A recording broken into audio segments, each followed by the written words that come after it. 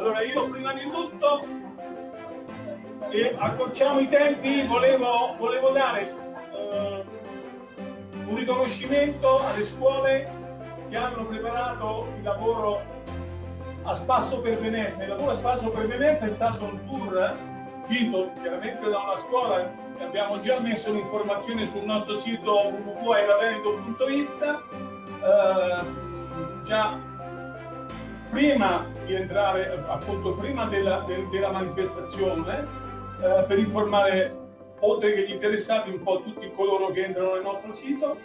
E però naturalmente questo tour organizzato sul tema i mercati a Venezia ha riscosso un successo notevole e, come dicevo al professore dello Stringer, è stata una battaglia dura interna perché eravamo veramente alla pari tra due scuole e anche da più di due scuole. È stata una guerra intestina veramente dura, però naturalmente abbiamo dovuto poi premiare una scuola che appunto andremo a dare appunto questo riconoscimento, e poi premieremo tutti voi che avete partecipato prima di tutto con un attestato di partecipazione e poi il primo premio che andremo a svelare tra qualche minuto.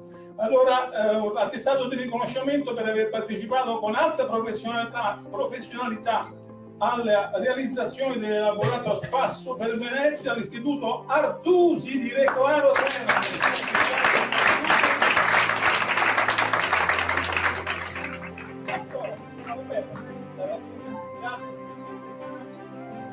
Poi naturalmente all'Istituto Medici di Legnago, per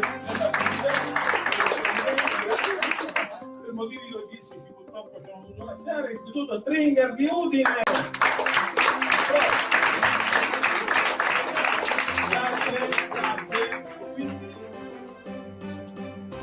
premio principale del vincitore, la scuola che ha, la classe che ha, oddio sono ben due, no, una è la scuola e una è la classe, quindi sono due riconoscimenti. La scuola naturalmente, stiamo parlando dell'Istituto Cesare Musatti di Roma.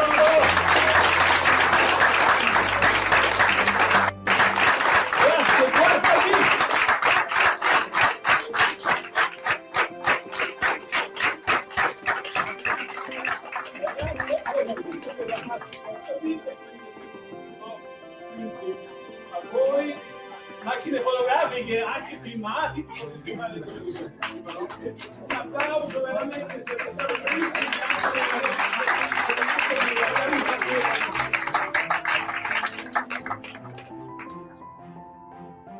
Siamo belli?